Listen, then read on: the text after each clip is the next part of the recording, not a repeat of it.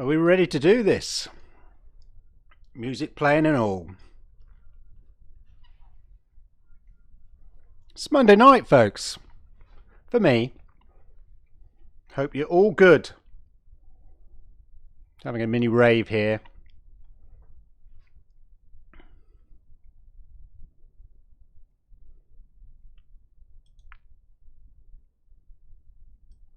How are we all?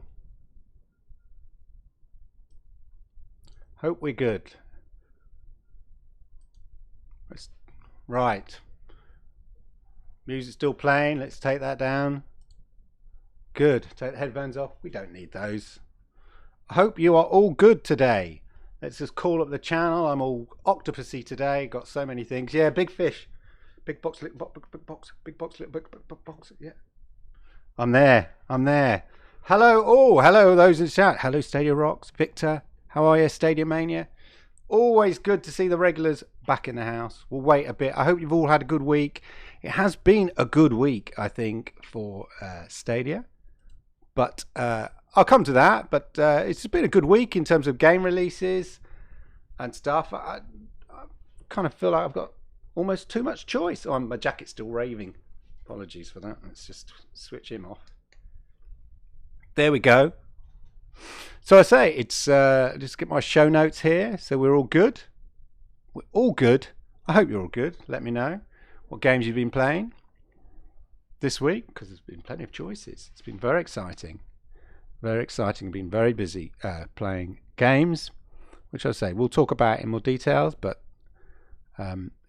I think this is a precursor of what is to come, considering Stadia is going to be releasing 120 games over the next within the next 12 months, and so I think the rate of release that we're seeing now is probably going to be maintained. It'll have to be in order for them to track for delivery all those games. Anyway, I think without further ado, we should crack on. Let me know of any subject matters you'd like to discuss, any issues that you've seen this week that you kind of want to raise, or things you're looking forward to, etc. As I formally do the introduction. I hope you can all see me nicely, and I've sorted out stuttering issues. I hope you can hear me all nicely as well. So welcome to Stadia Monday Night Chat, 2nd of March 2020. So welcome to episode 2 of the Stadia Monday Night Chat. I'm your host, Clive Illenden. If you didn't know that, it does say it above the marquee there in YouTube.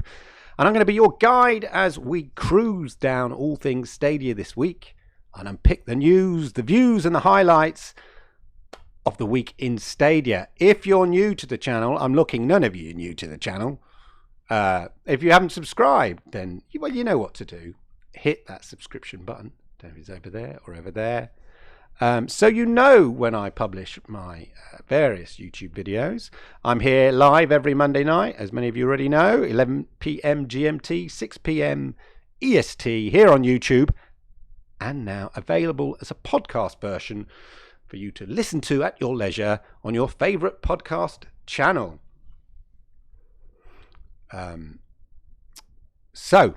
Right, let us just, this is, let's have a look. This is what we are, there we go. This is what we're going to be talking about today. Just get my show notes up there.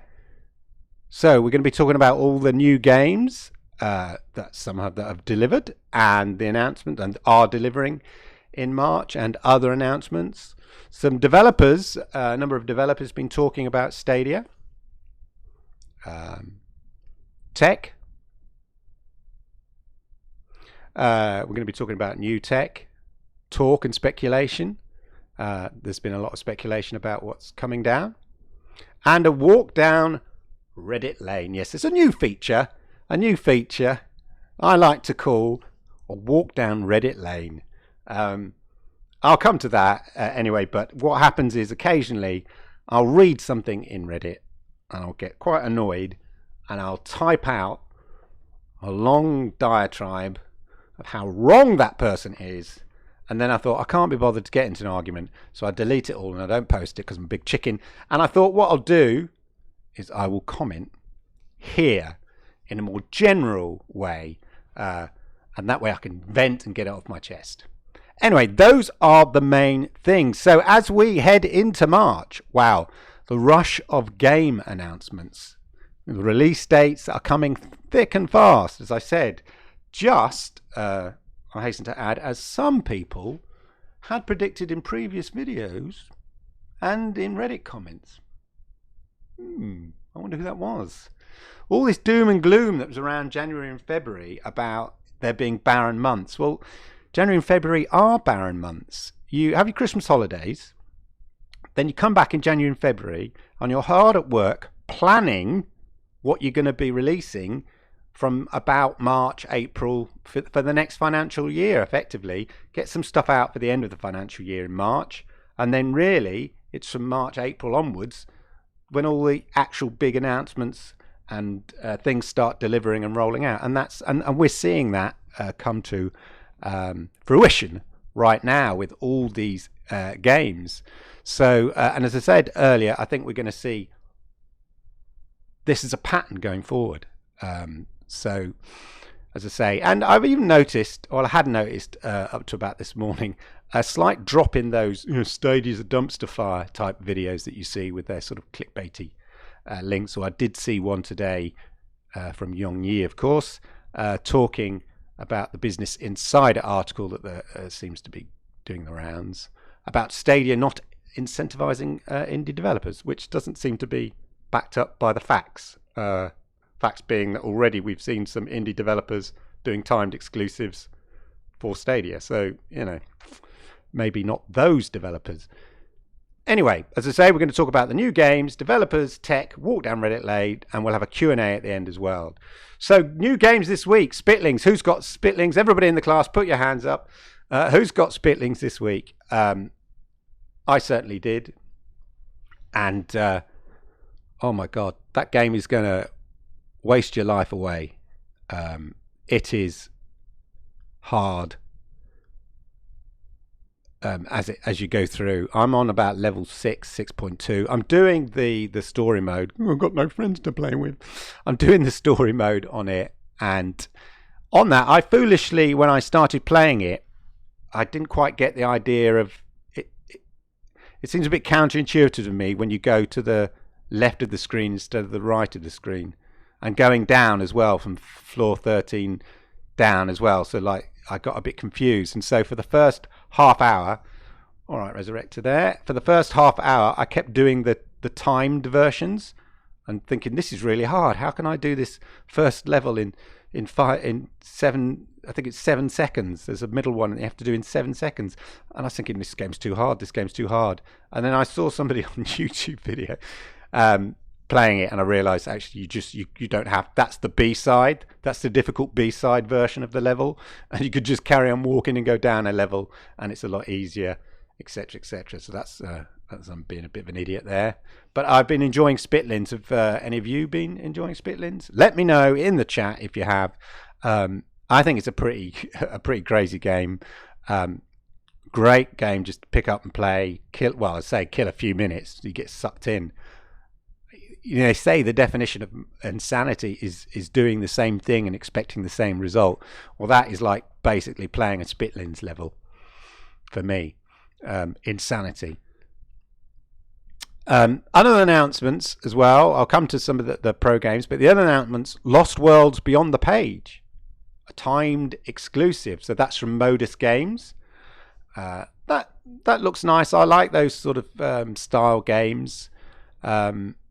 Ironically enough, I noticed that for Lost Worlds Beyond the Page, there at E3 last year, there was a big PlayStation 4 trailer. But now, of course, we know that this is a timed exclusive for Stadia. So I'm afraid those on PlayStation 4 and Xbox are going to have to wait another 12 months. Sad face. And that was even as late as January. There was speculation that it would be released in 2020 across all consoles. So Stadia did that deal quite late down the lane. So it means that what that means is they're actively now doing deals all the time, because the press releases for Lost Worlds still talking about it being released on all consoles in 2020. So the fact that it's a Stadia exclusive for 12 months is interesting. And flies into the face of that article that I talked about. Yeah, I saw it. Yeah, it was on. I saw the one. I looked back at the E3 2019. I discovered a trailer for it.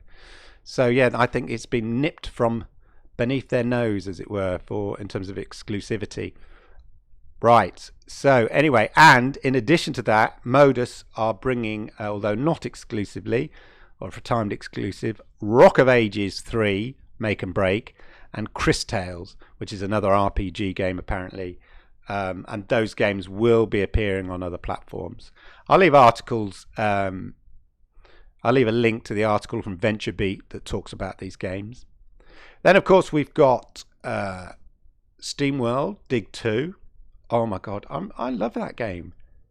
I'm playing it as a pro game, and what a great pro game to get. It's good to have this variety, especially when this month in pro games you've got Grid, which I bought. I don't mind. I bought it in the sale anyway, 20 quid.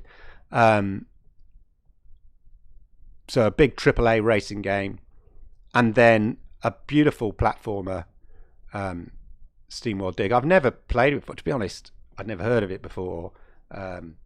So obviously I'm not a hardcore gamer.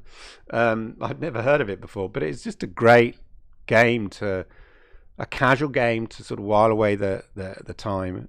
And so I'm looking forward to playing the first one, which is releasing.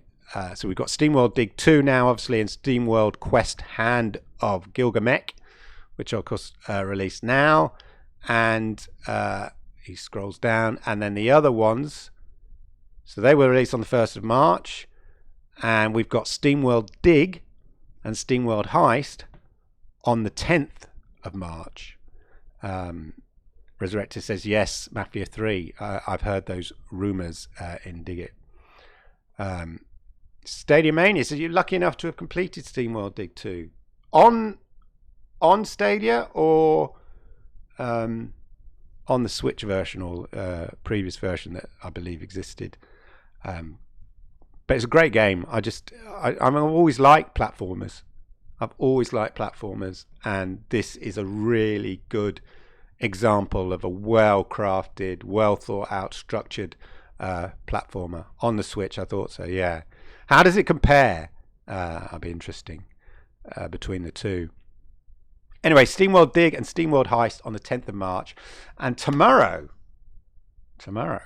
Serious Sam Collection. So another FPS, sort of fast arcadey shoot 'em up. And there's an interesting interview with the Croatian development team. And they describe it here. The game offers endless, unfiltered fun. So that's the main attraction. Blowing up enemies never gets old. And from my experience, it's a perfect way to relax after a hard day at work. It allows you to let off steam, whether you play alone or with few friends. And it's got a co-op mode as well, which is kind of cool, I think. A co-op mode is pretty impressive. You don't get that on shoot 'em up so much now. I was thinking my Star Wars Battlefront, the first one, had a split screen one. But it's not as common as it used to be, certainly. So that's quite cool. And there's a fun narrative within our story and a lot of potential for players to uncover and explore the world. It looks fun. It does look fun, but I have my reservations because I think the collection for the Serious Sam collection was originally released on the Xbox 360. And some of the clips I've seen, the trailer for it on YouTube, the graphics look, even though they're meant to be enhanced, graphics do look a bit sort of 360 stroke Fortnite-y. Just to sort of go on, the developers say here, the collection features 4 of the best Serious Sam games and has been updated with enhanced visuals and lush landscapes, improved textures and character models in high definition. With an arsenal of chainsaws, of course, flamethrowers, rocket launchers, sniper rifles and more. This is some serious first-person shooting action. So I am interested, because I say, some of the trailer I saw, the graphics looked a bit schlonky, to be honest. It looked a lot of fun. That's not taking away from the arcadey aspect of it, but I'm interested in what the graphic fidelity will look like. It's always not quite the same when people take an old game and just upgrade the graphics. It's never quite as good as if the game had been developed specifically at that graphical level. And of course, the big question is, how is it going to stack up against the real big game of March the 20th, of course, Doom Eternal, which looks like a full-on 4K 60 frames per second visual fest. I don't know if you see it at PAX East. Was it PAX East or whatever it is? PAX. The developers were there showing off the battle mode, and that looks really brilliant. The idea, you have a Slayer, and then the 4 other sort of guys are trying to beat it. The Slayer's sort of super powered, and so that's sort of that looked really cool. But graphically, it just looks amazing. It plays super fast by the looks of things, and they announced this way back in the sort of Stadia Connect, or when Stadia was first announced back in March or whatever.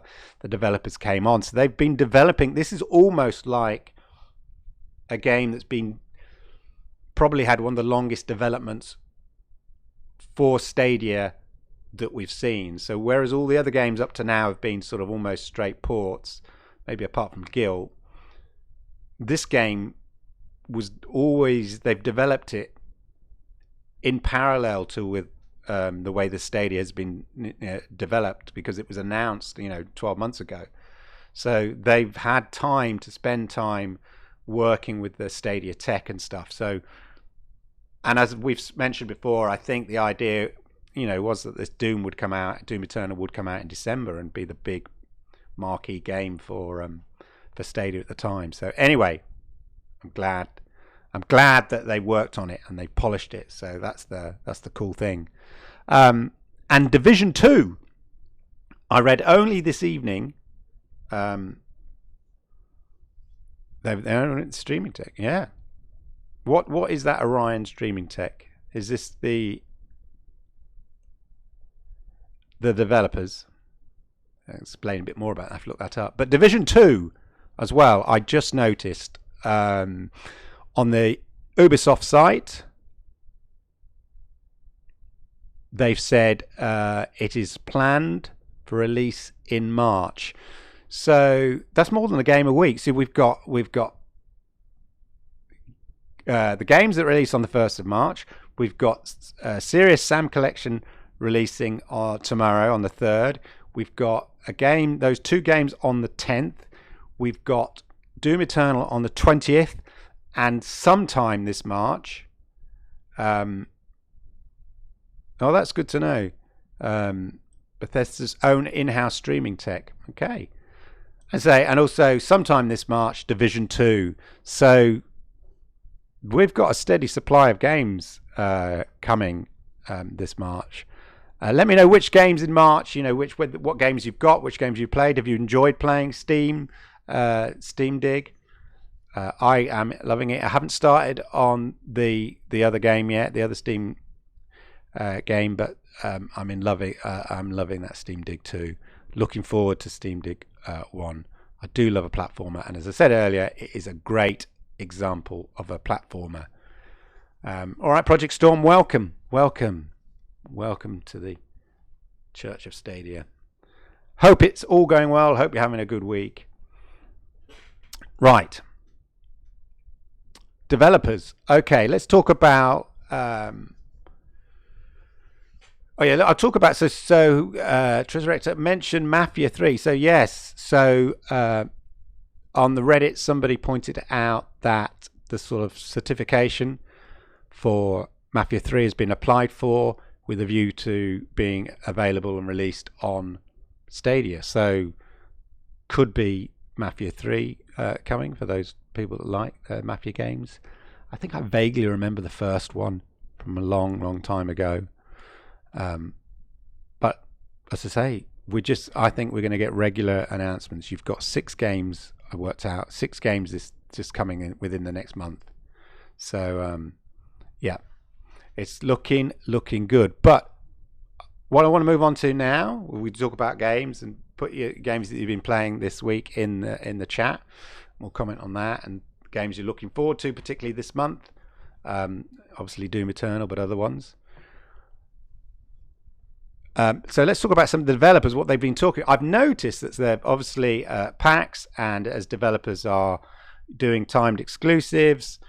We saw the Baldur's Gate demo, which is obviously coming to Stadia and looks amazing. I'm not a Dungeon and Dragons fan, but it looks pretty impressive. I might end up being super nerdy and enjoying it, because it's one of those games that you probably think, and that's the beauty of Stadia, and especially being a Stadia Pro member, I download all the games that are free. Why wouldn't I? Even if I don't particularly like them, and I'll give them a go.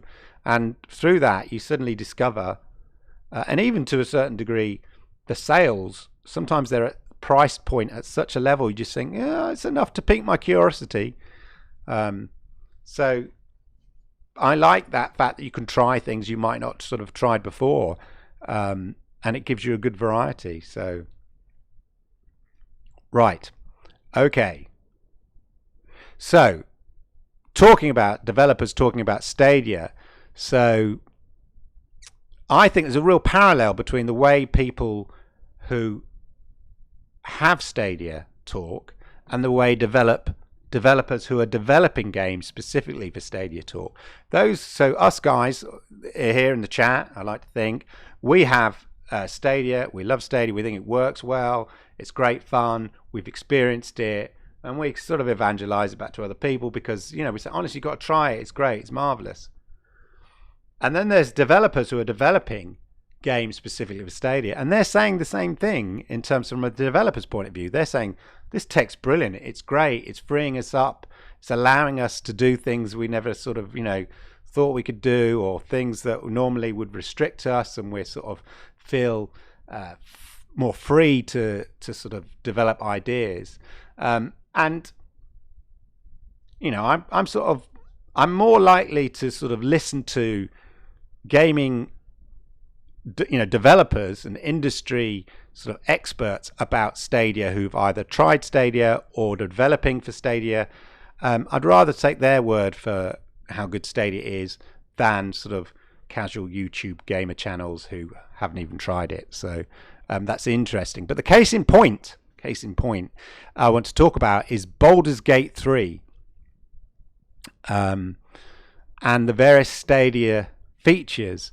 So in that, the developer there was talking about actually developing the game for Stadia and using the tech, the Stadia tech, and embracing some of the unique Stadia features. And there's a great article, and I'll leave it in a link down below for you. But basically, if I just find the thing,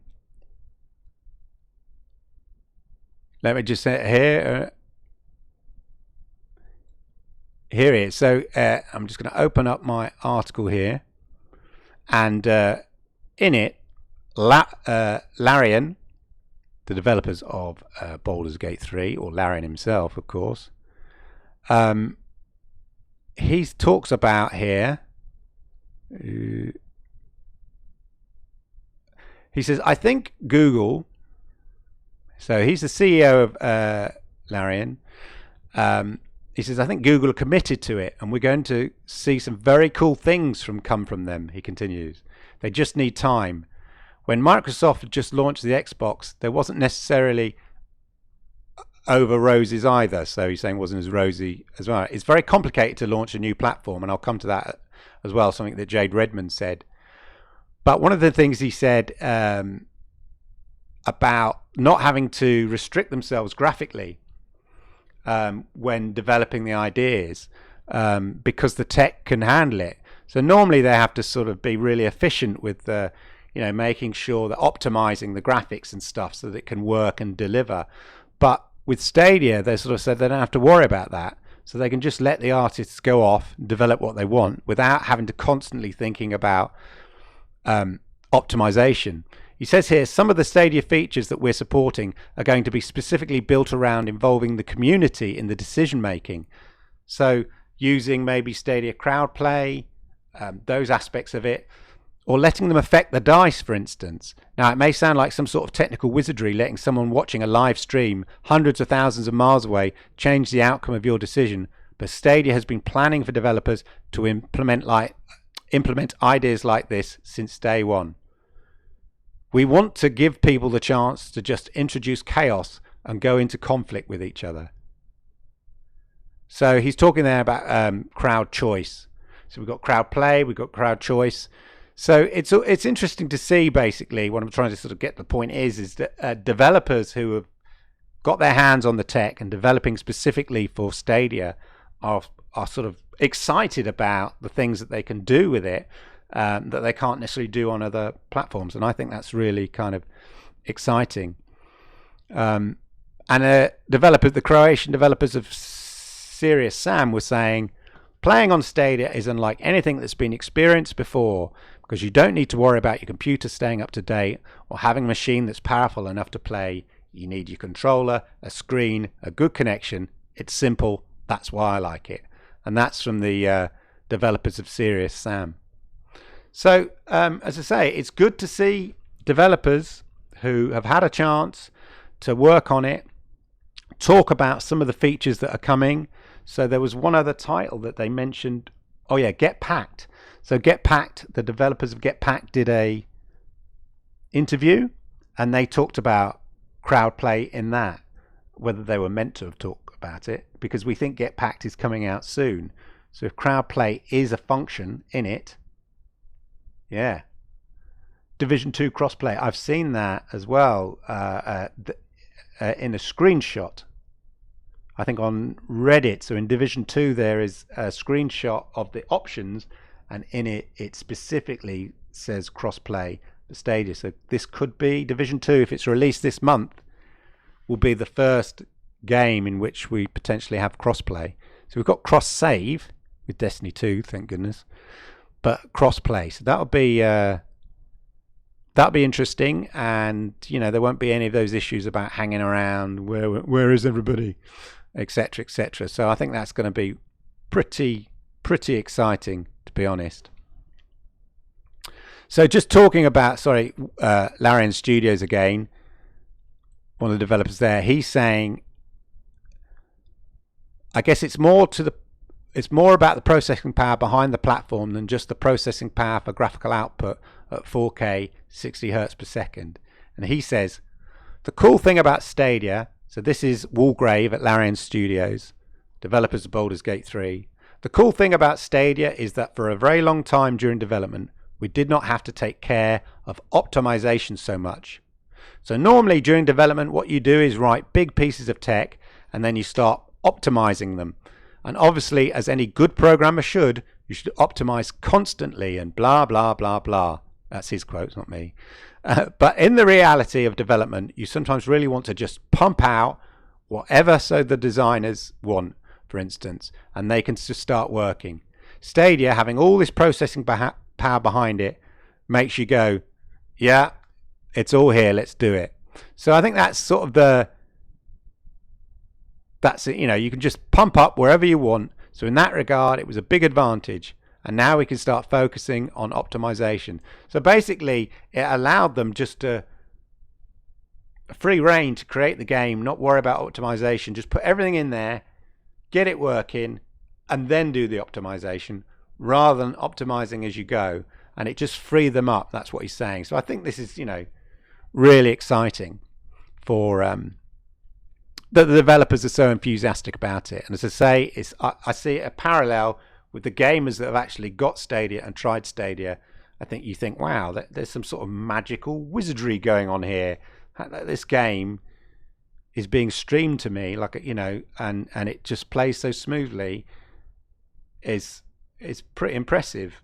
There's no sense of lag or latency when I'm playing, Destiny 2 or anything like that. It is pretty impressive. And those of us that have it, of course, and all of you, no doubt, know that. And I think it's interesting that developers also have that same sort of wow attitude when they get their hands on the tech.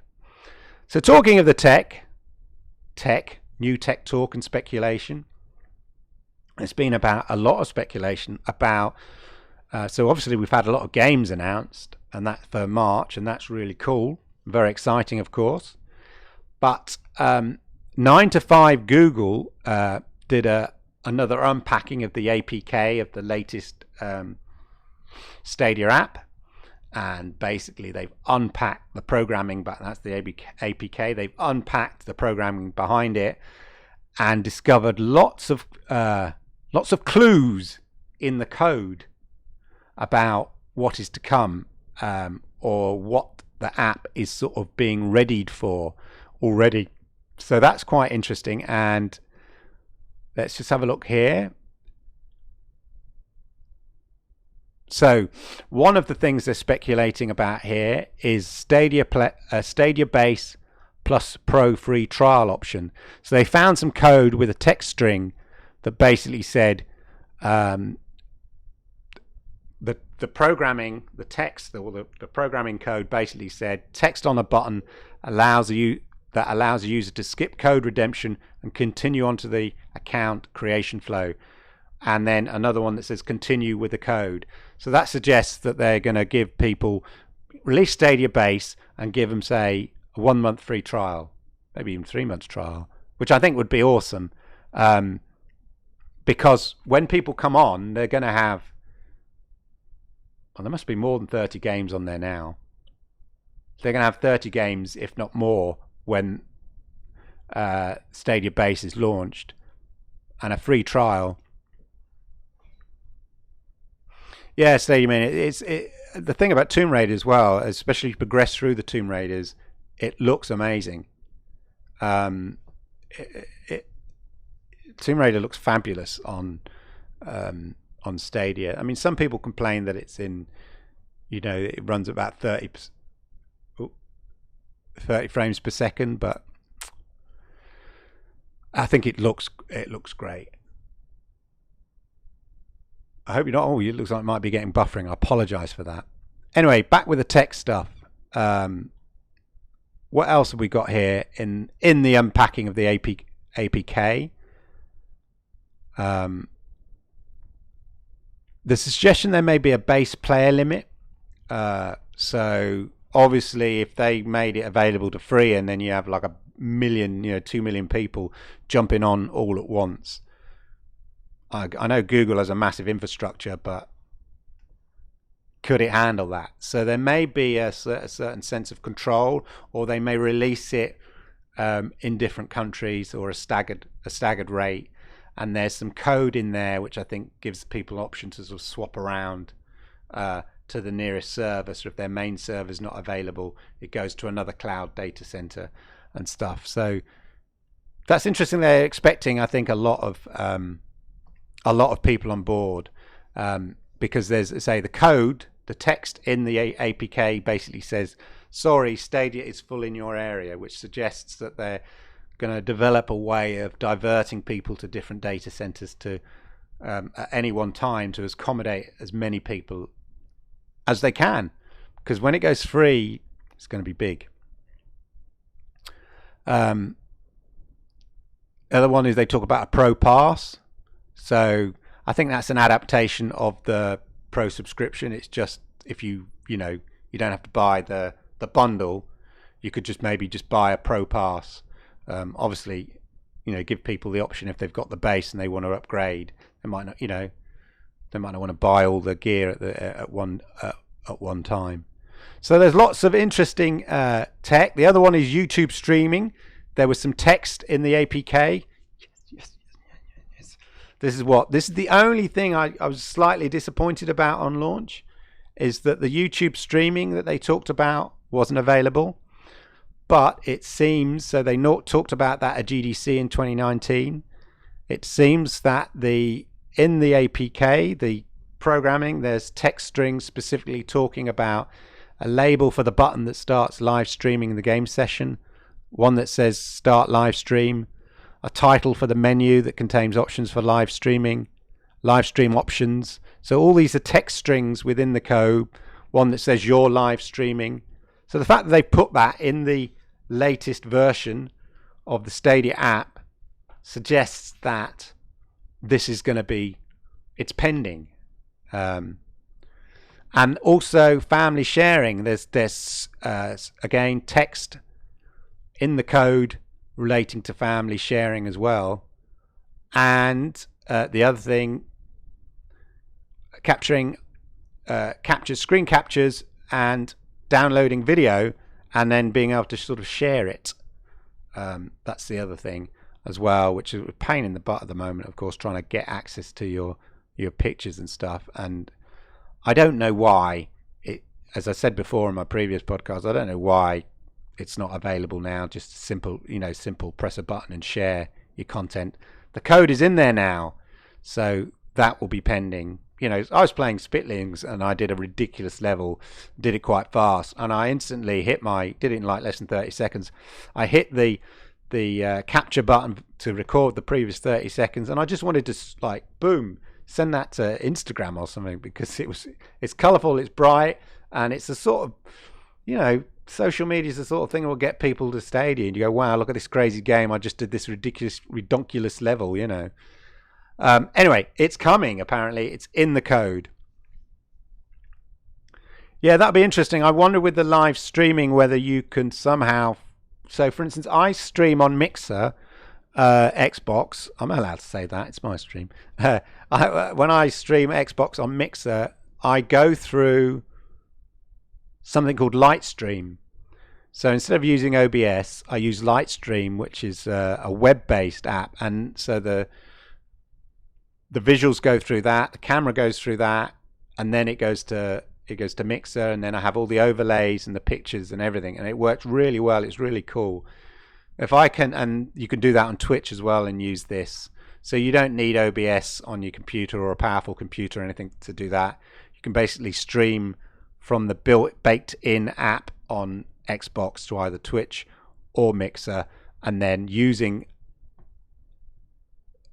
Lightstream, I think it's called Lightstream, using that web-based software, you can utilize all the notifications and pop-ups and all of that, and your screen and audio, and it's really cool. So if you can, hopefully there will be a facility to be able to do that, or at least they give you the option to use camera for your live stream. Yeah, I think they need to make I think they need to do something. I think initially it will be press a button and you're streaming live, and then you're using the mic from your headset or whatever. But yeah, I think if they can have a little kit or a little sort of pack that you can use and options, put a little, have it baked in like it is baked into the Xbox for Mixer, or even Stadia on Xbox for Stadia, the built-in app. Yeah, definitely. I don't have a powerful enough computer to stream. Am I still on that shot? There we go. I don't have a powerful enough computer to stream the Stadia games or the internet, really, but to do both. So to be able to do that from YouTube, and of course the other thing is the stream quality. It's going to be streaming to your YouTube channel in 4K. It's going to look fantastic, and it's not going to be dependent on your internet connection, other than being able to play the game, or your OBS software, or the strength of your laptop or computer or whatever it is. You're going to get the best quality stream available for YouTube, and it's going to be awesome. And it's what YouTube wants, so, and they're owned by Google, so it's going to be pretty massive. Right, so that is the various tech exciting things. And I'll mention also crowd play as well. So the developers of Get Packed, exactly. Streaming gets democratized. The developers of Get Packed talked about crowd play in the game. So the assumption is that's going to be, presumably that will be available as soon as they launch. And the anticipation is they're going to be launching Get Packed very soon. The developers doing that competition to win a Stadia pack. And you don't do a competition to win Stadia Pack that far out from your actual release, because it'd be a waste of as a PR and marketing exercise, a bit of a waste. You want to do it close to your launch, so to get as much publicity as possible. So the fact that they're running this competition to win like a premiere edition of Stadia suggests that it is coming very, very soon. Have we got room in March for another game? Of course we have. And of course, as mentioned, there was that screenshot from Division 2 which specifically mentioned cross-play for Stadia. So I'm pretty certain that that's going to be a thing, and I think that is awesome as well. Anyway, so that is that's the tech news, really. There's lots of exciting tech. I mean, when do we expect some of these to be rolled out? They did make specifically a big announcement at that they won't be making a big announcement at GDC. So they've said there won't be any big announcements at GDC, but, you know, define big. These are specific upgrades. They might not consider them that big. The fact that developers are already working on them and have got them planned. So they might just say, I think there's some interviews with the developers of Get Packed at GDC, and they might go, and this is, you know, and they're at GDC to help promote their game as well. So they might just be going, and this game's available next week with crowd play in it. So I think we will get some announcements at GDC. That, you know, I don't think they consider some of the. I think they consider these as minor upgrades rather than big announcements. So we could see some of these rolled out within the next 4 weeks. I'm fairly certain, and we know that Division 2 is coming. So we know there's cross-play. I'm not really sure that's a sort of technological advance, but it is a feature that we have not, that exists, that we've not seen itself. Yeah, Resurrector, absolutely. Well, I think Stadia, I think Google, I mean, they've talked about the power of YouTube, and in a way, Stadia is a feeder for YouTube. That's how they see it. They've seen what they can do in terms of optimizing video and stuff for YouTube, and now they're creating the perfect vehicle for content, great gaming content. They know gaming content is consumed massively. Twitch has demonstrated that, and one way of, you know, Mixer is a great streaming channel, but it's way short in terms of numbers compared to Twitch. But the advantages of YouTube is they just need an easy way for people to stream games without requiring lots of tech, and Stadia does that. Bearing in mind that, you know, Stadia will be free, and if it's just a case of clicking a button, everybody can be a streamer. As you said, democratization of streaming, Resurrector. So this is a joint. Google are thinking holistically here. They're not just thinking about Stadia over here and they're talking about YouTube. They're talking about both. They see it as feeding off each other. So, you know, I think that's the cool, exciting thing. And I can't wait. And there's interesting, actually, about who, which is my next section here. Well, no, actually, I want to talk about here is who, and I'm just going to check my phone here, who Google Stadia is specifically aimed at and what their expectations are. Bear with me as I go to my library here, and there was an interview with the Google, Stadia staff. So it was like working at Life at Google, it was called. Life at Google. Here we go. And a number of people that have had long tenures at Google that are, you know, key parts of the Stadia organization, and so I think they help cement that as well. But where do you see Stadia in the next 5 years? Well, I think what I want to start by saying is I think our launch, This is Jade Redmond. Looked like most launches. I think people are used to seeing a new game platform come out with, the question we get a lot being Stadia Games and Entertainment trying, to create that new exclusive content, launches with that exclusive content.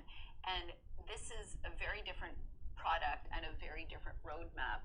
It started with laying cables across the ocean and connecting new data centers. Like, to make this tech work, custom silicon needed to be made to have video streams encrypted and decrypted more quickly. I mean, a lot of stuff has gone on in the background. So I want to just pause on that bit there. So that's Jade Redmond, of course, head of development of Stadia Studios, formerly of Ubisoft and creator, worked on Assassin's Creed and stuff. And what she's talking about there, so these people that go, oh, Stadia, they'll just drop it if they don't like it. She's talking there about the infrastructure that Google have already put in.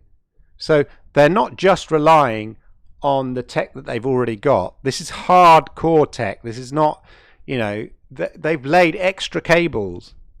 This is massive global infrastructure in order for Stadia to deliver Stadia. This is a massive 10-year plus plan. So when you read or you see anybody go, yeah, but Google just drops stuff like that, usually it's just software.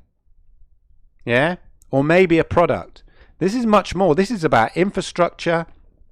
So she's talking about them laying cables and then making custom designed silicon so that the video encoding is effective. So this is a company that's invested a ton of money on top of the money they've already invested in infrastructure, in further infrastructure. So just to get to this point, and anybody who uses Stadia can testify that when it works, if you have a reasonable internet and everything's sort of correct and right, not a high level, not a high bar in order to achieve that in your house or wherever you are. It's magical. It kind of works really, really well, and it's taken them a lot of infrastructure and development work to.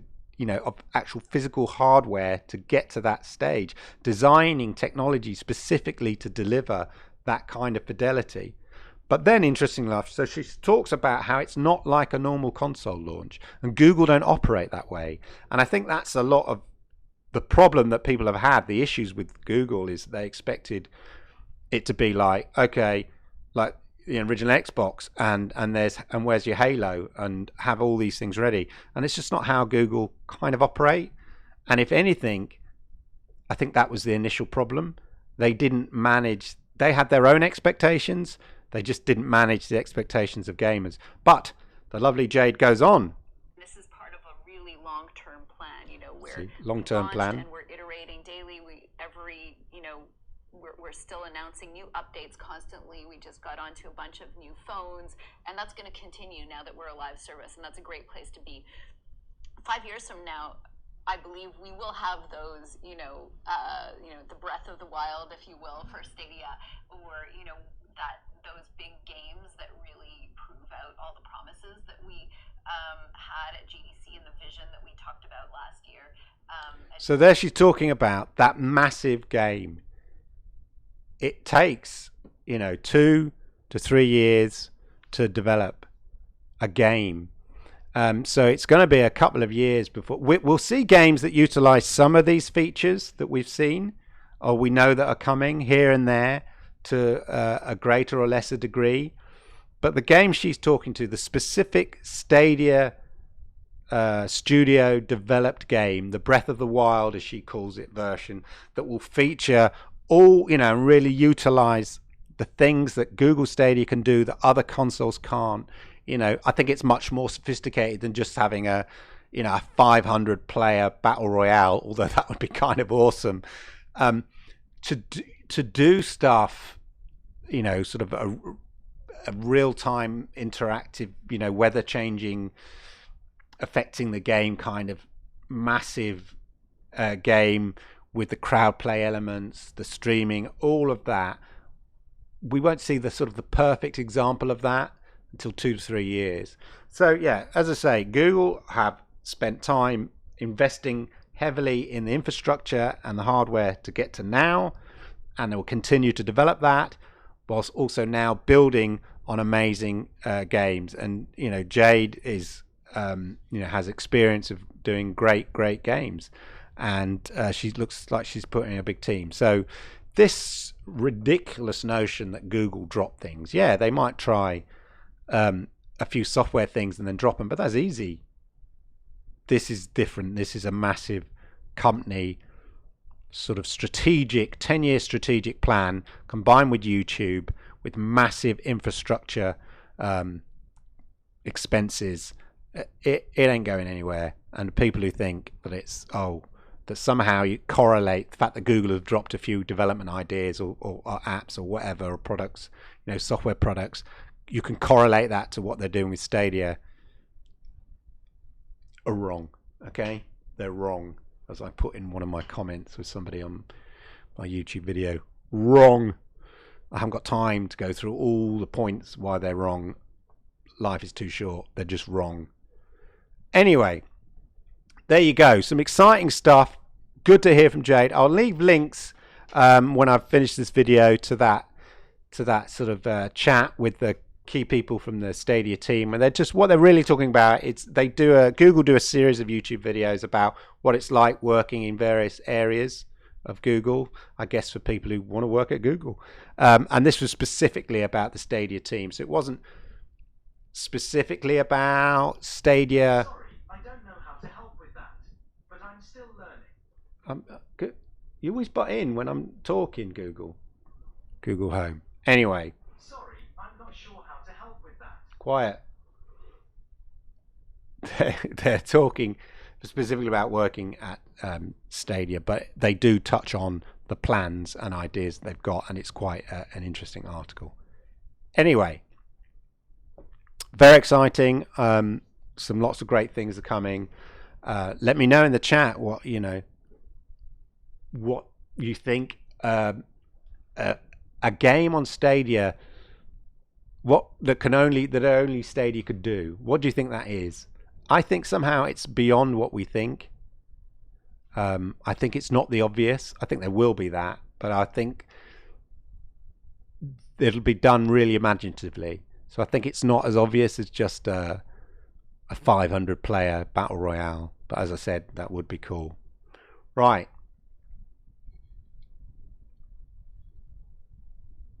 This podcast is brought to you by Pepsi Max. I wish. Pepsi, if you want to contact me, then please feel free. Now we're going to go to a section called A Walk Down Reddit Lane, where I'm going to pop to Reddit here, and I'm going to find particularly a comment that slightly riled me, and I'm going to talk about it rather than respond to the person, because I haven't got time to do that.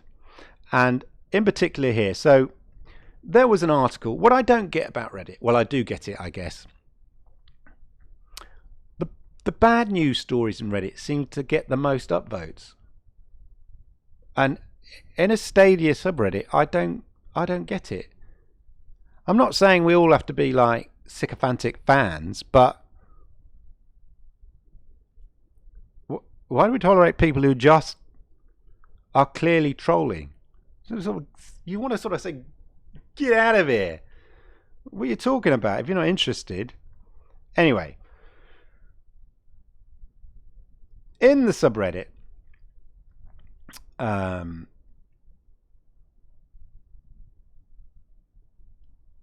there was somebody here, and they said,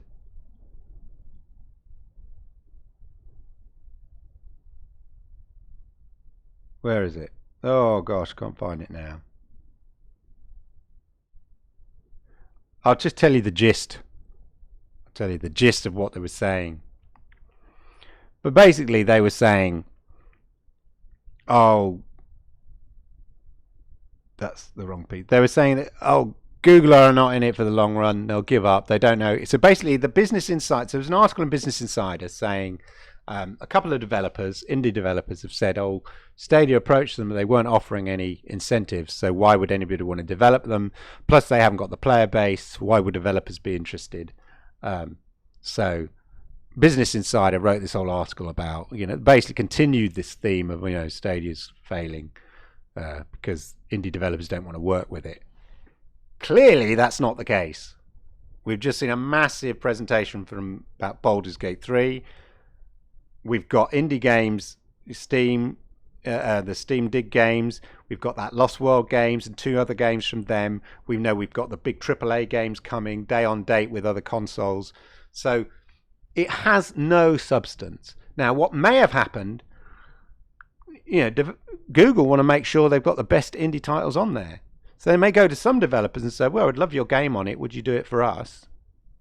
But we're not necessarily going to pay loads for it because it's good to have the game on, but it's not something we're passionate about." They might go to another developer, say the Steam Dig people or Modus between, Lost Page, whatever, and go, "Oh, we love what you're doing here. Here's some extra money." Do you know what I mean? They're choosing which games they want. They're not just going to pay the same amount of money to every developer.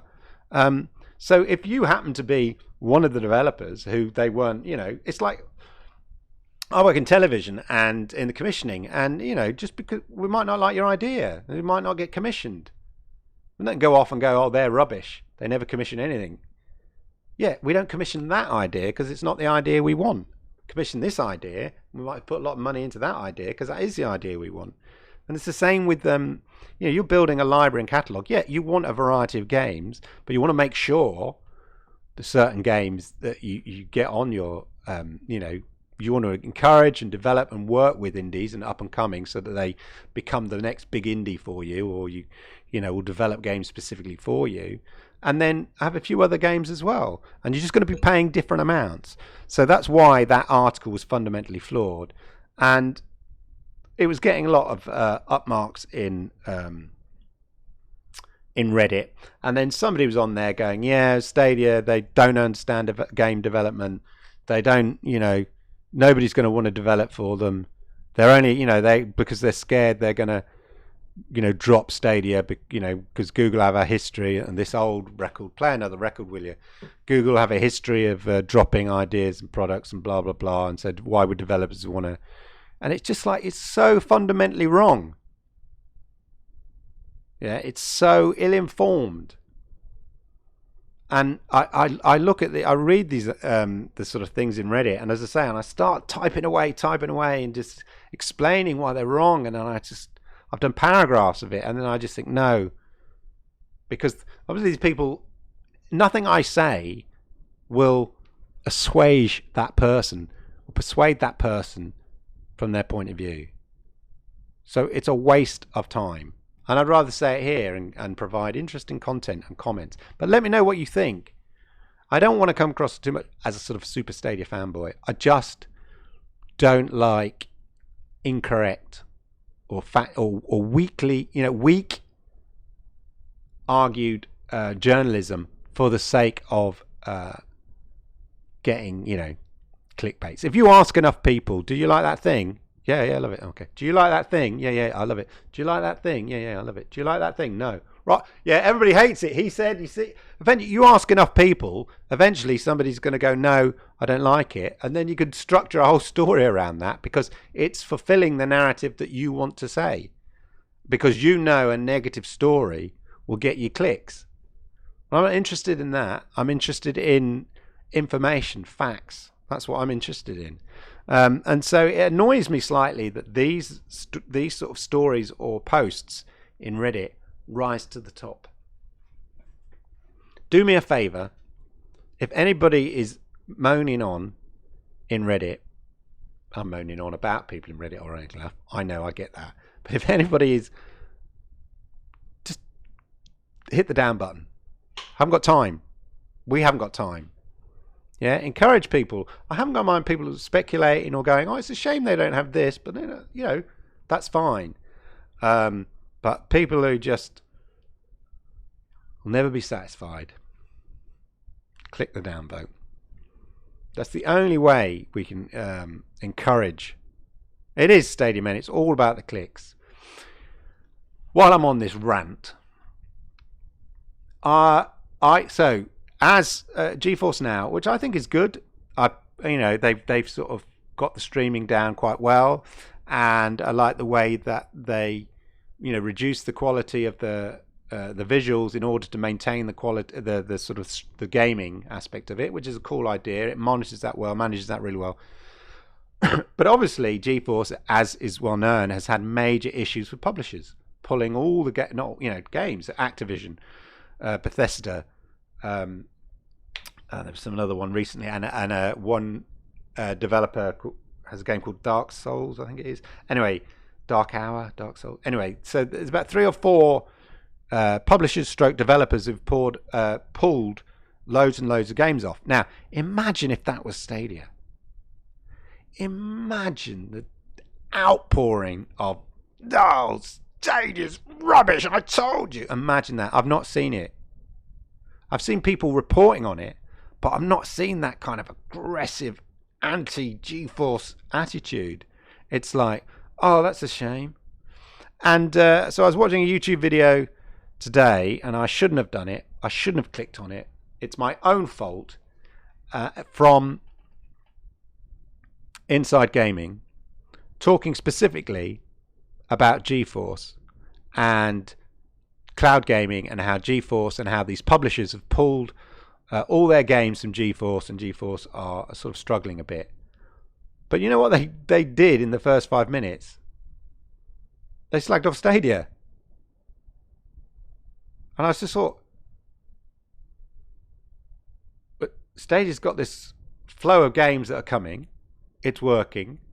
This idea that nobody's on Stadia or there's a lack of games, that's sort of been done. This subject matter you're talking about is entirely about GeForce Now and the publishers. And yet, already in the first 5 minutes, you're talking about having another dig at Stadia. And it's just like, well, there's nothing you can do about it. They're just like in them, that's it. Nothing you can do will persuade them otherwise. And ultimately, they don't care. These people don't care. The fact that, as I said earlier, I had noticed a drop in the kind of negative Stadia kind of YouTube videos, and that's because, everything that they've sort of said wrong with Stadia is now less wrong. There's no games in Stadia. There's plenty of games. They're not in 4K 60. We're going to go back to get Doom Eternal in 4K 60. There's not a variety of games. The indies aren't working. Games. They're coming. And so they've moved. You'd expect these sort of negative YouTube video makers to sort of move on to something else, to effectively down something else and leave Stadia away, because ultimately they're looking a bit stupid. And in 2-3 years later, time, if not that they're going to care about it, they're going to look even more stupid. But it doesn't really matter, because they're not going to care, because they would have moved on to something else by then. But you're right, lack of critical thinking. There's also a lack of I hate that lazy journalism. It's not just in the gaming industry. I see it in newspapers and talk. I see a few people take a couple of quotes from Twitter and then build a story around it that fits the narrative that they're talking about. And you think, in what way is that story fully backed up with facts and information? Quoting 2 people on Twitter and then building a narrative that, building a story that suits your narrative around those, say 2 negative comments on, everybody hates that person, or everybody hates that show. Everybody? It's like my teenage kid. It's like, everybody says so. I always say to her, who's everybody? And the only other person who says everybody is Donald Trump. Is another way. It's like, everybody says. It's like, who's everybody? Just you. You said. And it's that kind of journalism that gets right up my nose, as we say. Anyway, I didn't really mean to go on a full ranty rave, but there you go. I'm here to try to present another idea, perhaps a more reasoned, even though I was a bit emotional, a reasoned perspective on Stadia from someone who reads about Stadia, play Stadia, has spent hours playing Stadia, and I wouldn't do that just because I'm a glutton for punishment and it's no good, but I refuse to back down because I've spent my money on it now. I do it because it's genuinely a lot of fun, and I have an Xbox X, as I've said before, and my son plays more of that, and I just like the casual gaming and some of the games that are on Stadia, and it's just going to get better. And this month, March, the month of March, has demonstrated that we are going to see a constant flow of games. And so the barren period, which I'd expected to have, but nobody else seemed to, but I knew we would have in January and February, is gone. Spring is here, and with spring comes new beginnings, new blossoms, new flowers, and many new games. And that's how I look at it. So bring it on. And I expect to see lots of stuff. It wasn't Dark Souls MA. It was another. I think it's not an existing game on Stadia I was talking about. There is one. So with GeForce Now, it's publishers that have pulled off loads and loads of games, but there's one particular game developer who took their game off rather than a publisher, and I can't remember what it's called.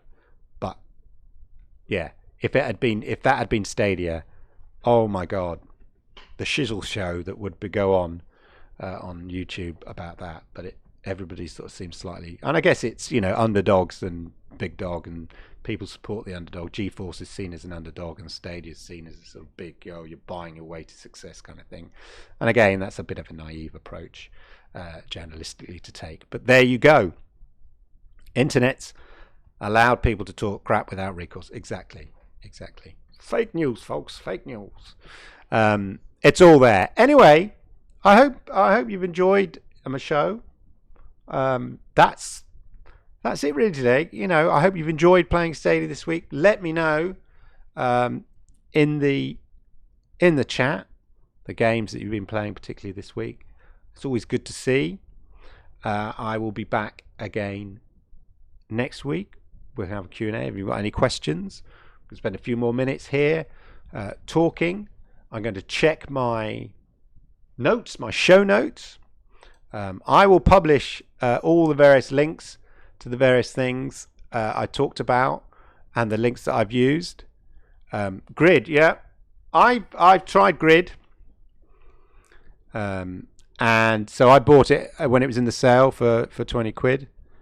And it's got a bit of a steep learning curve, but it's a lot of fun.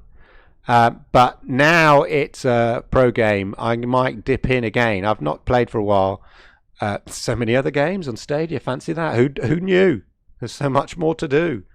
Think about these games. Some games take 20 odd hours to play. If you're playing Metro Exodus, it took me ages to do. So it's not as though it's like, oh, I've done that game. It took me an hour. Where's the next game? There's plenty to be doing. And with March, with all these game releases in March, there's plenty to be doing during March. It's not as though you need a massive library. Anyway, I might go back to Grid and try one of these, jump in on a 40 race spectacular, because they do look a lot of fun, but not without a bit of practice. Anyway, thank you. Thank you, Melsu32. Treviasis. Is that right? Hail Treviasis. Sounds like a Roman name. Thank you. Good night. Thank you for coming by. Thank you, everybody watching today. I hope you enjoyed it. I hope you found it interesting. Let me know what things you'd like me to talk about next time. We're going to be here, as I say, next time, Monday, 11 p.m. GMT, 6 p.m. EST. Don't forget to hit that like button. It's good to see lots of you have, and that's really marvelous. If you're new to the channel, then do hit the subscribe button, hit the notification button so you know when I publish. And if for some sadistic reason or masochistic reason you want to hear this all again, it will be in podcast form on your favorite podcast platform, including Spotify and Google Podcast, of course. So look out for that. I'm trying to build up a collection and start this sort of podcasting thing. So there we go, ladies and gentlemen. As I said, thank you for popping by And have a good night, have a good week, and I'll see you same place, same time next week. And on that note, cheerio.